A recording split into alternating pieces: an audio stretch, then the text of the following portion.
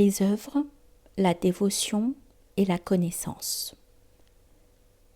Le bienheureux Seigneur dit : ce que je vais te dire, à toi qui ne t'adonnes point aux critiques vaines, c'est le secret de tout, la connaissance essentielle, avec aussi la connaissance totale, par quoi, le connaissant, tu seras libéré du mal. C'est la connaissance royale. Le royal secret, c'est une pure et suprême lumière que l'on peut vérifier par l'expérience spirituelle directe. C'est la connaissance juste et vraie, la loi même de l'être. Elle est facile à mettre en pratique et impérissable. Mais il y faut la foi. L'âme qui n'a pas foi dans la vérité et la loi supérieure au Parantapa, n'atteignant pas à moi, devra retourner dans la voie de la vie mortelle ordinaire. Par moi, tout cet univers a été étendu dans l'ineffable mystère de mon être. Toutes les existences sont situées en moi, et non moi en elles. Et cependant, toutes les existences ne sont pas situées en moi. Vois mon divin yoga. Mon moi est la source et le support de toutes les existences, et il n'est pas situé dans les existences. Ainsi que demeure en l'éther le grand, le tout pénétrant principe air, ainsi toutes les existences demeurent en moi. C'est ainsi que tu dois le concevoir.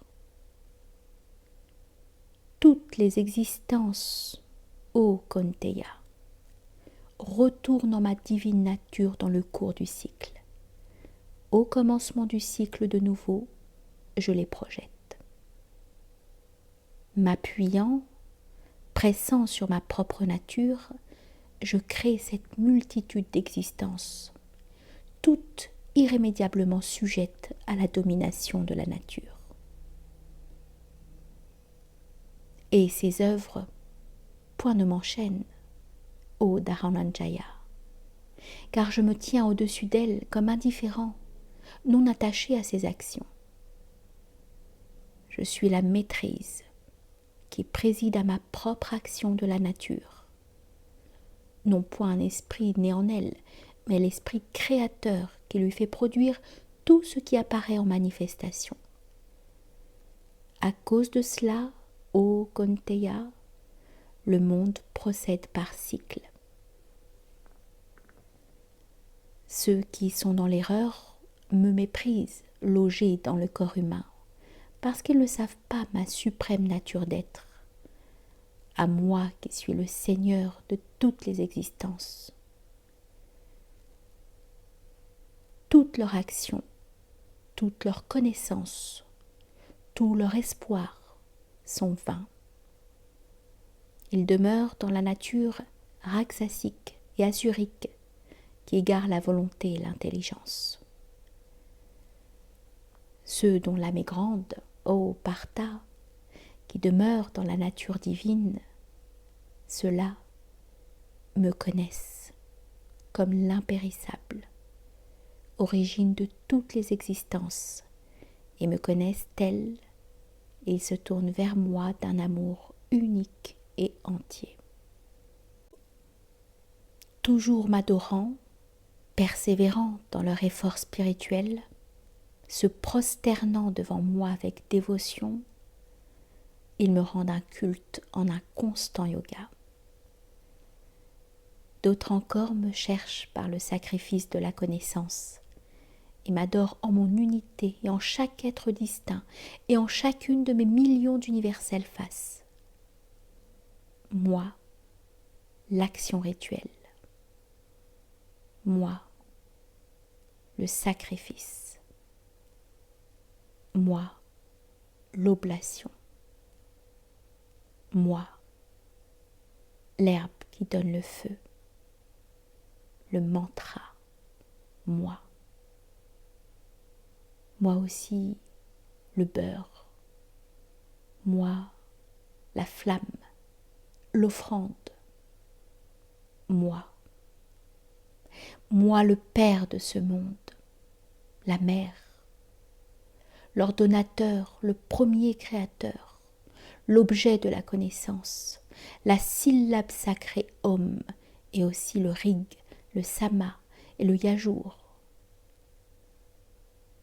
Moi la voie et le but, le soutien, le maître, le témoin, la maison et le pays, le refuge, le bienveillant ami. Moi la naissance et l'état et la destruction de l'existence apparente. Moi la semence impérissable de tous les êtres et le lieu éternel de leur repos. Je donne la chaleur, je retiens. Je donne la chaleur, je retiens et j'envoie la pluie. L'immortalité et aussi la mort. L'existence et la non-existence. Je suis, ô Arjuna. Ceux qui connaissent le triple Veda, qui boivent le vin de Soma, se purifient du péché. M'adorant par le sacrifice, ils me demandent en prière le chemin des cieux. Ceux-là, par leur vertu montant au monde céleste, jouissent au paradis des divines fêtes des dieux. Ceux-là, ayant joui des mondes célestes aux félicités plus amples, la récompense de leurs bonnes actions étant épuisée, retournent à l'existence mortelle. Recourant aux vertus ordonnées par les trois Védas, cherchant la satisfaction du désir, ils suivent le cycle de la naissance et de la mort. À ces hommes qui m'adorent, faisant de moi seul tout l'objet de leurs pensées, à ceux-là qui sont constamment en yoga avec moi, j'apporte spontanément tout bien. Ceux mêmes qui sacrifient à d'autres divinités avec dévotion et foi sacrifient aussi à moi, ô fils de Kunti, bien que ce ne soit pas selon la vraie loi.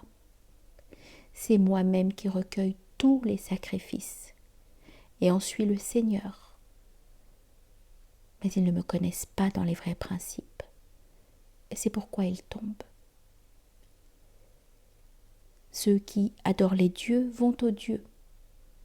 Aux ancêtres vont les adorateurs des ancêtres. Aux esprits élémentaux vont ceux qui sacrifient aux esprits élémentaux. Mais mes adorateurs viennent à moi. Celui qui m'offre avec dévotion une feuille, une fleur, un fruit, une coupe d'eau, cette offrande d'amour, venue d'une âme qui s'efforce, m'est agréable. Quoi que tu fasses, de quoi que tu jouisses, quoi que tu sacrifies, quoi que tu donnes, quelque énergie de tapasya que tu déploies, de volonté ou d'effort d'âme, faisant une offrande à moi. Ainsi tu seras libéré des résultats bons ou mauvais qui constituent les chaînes de l'action. Ton âme, en union avec le divin, par la renonciation, tu deviendras libre et parviendras à moi. Je suis égal en toutes les existences. Nul ne m'est cher, nul par moi n'est haï. Cependant, ceux qui se tournent vers moi avec amour et dévotion, ils sont en moi, et je suis aussi en eux. Si même un homme de conduite très perverse se tourne vers moi avec un entier, un unique amour, il doit être regardé comme un saint, car la ferme volonté des forts en lui est une volonté juste et complète. Rapidement, il devient une âme de vertu et obtient l'éternelle paix. Telle est ma parole de promesse, ô fils de Kunti, que celui qui m'aime ne périra pas. ceux qui prennent refuge en moi, ô Partha, même Paria, né d'un ventre pécheur, femme, Vachias, Choudras, même ceux-là aussi atteignent au but suprême. Combien davantage alors les saints brahmanes et les rois sages dévots. Ô toi qui es venu en ce monde éphémère et malheureux, aime-moi et tourne-toi vers moi. Emplis ton esprit de moi, sois mon amant et mon adorateur, sacrifiant à moi, te prosternant devant moi.